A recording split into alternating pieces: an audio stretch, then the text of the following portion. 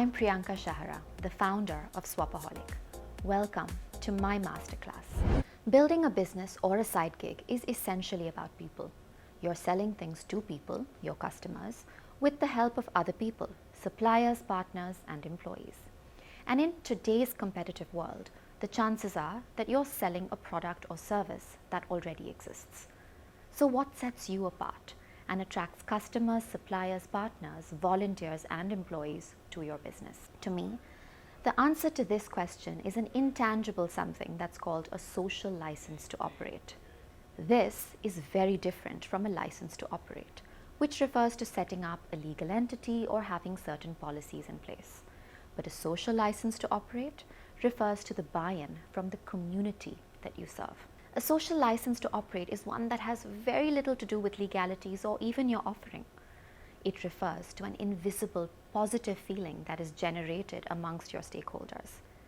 This feeling germinates from your value system and ethics that builds your reputation as a trusted entity. So how do you apply for a social license to operate? It's a self-governing license, so no one will tell you if it's been accepted or not. But if you notice your tribe is growing, you can safely assume that your license is intact. And here are 5 actions that you can actively take to ensure that it stays that way.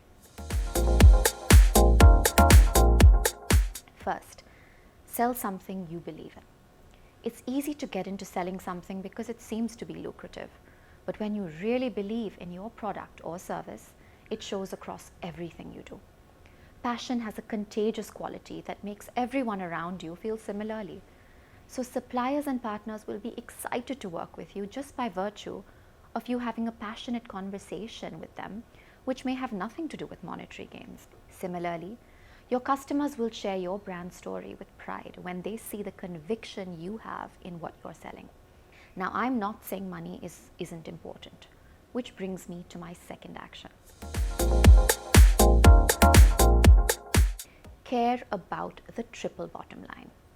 The bottom line is referred to as profitability, but the triple bottom line considers people, planet, and profit.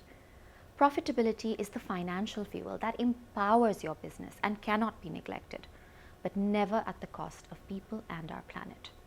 Remember, you're selling to people with the support of people, so people matter.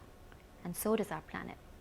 While we should care deeply about our impact, it's also worth considering that your audience cares too. According to a study by Greenprint, 75% of millennials and 63% of Gen Z are willing to pay more for sustainable products or services. The third action I propose is to create policies that are fair. It's very important to have business policies that help your business thrive. For example, what is your return or refund policy? It's also important to think about these policies in the context of suppliers, partners, and customers.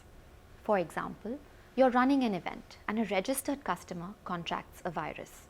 Maybe you can't afford to refund the fee, but what can you do instead to compensate them due to their genuine plight?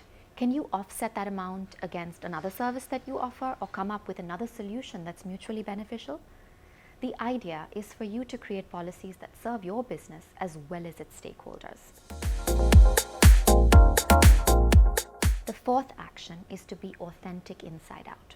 It's often easy to focus on customers and forget about suppliers, partners, and employees, which shouldn't be the case because often they are the backbone of your business. Your business contributes to the welfare of the community it exists in. Happy people equal to a happy community. So how can you create meaningful employment or supplier relationships? How do the people behind the scenes feel about your business?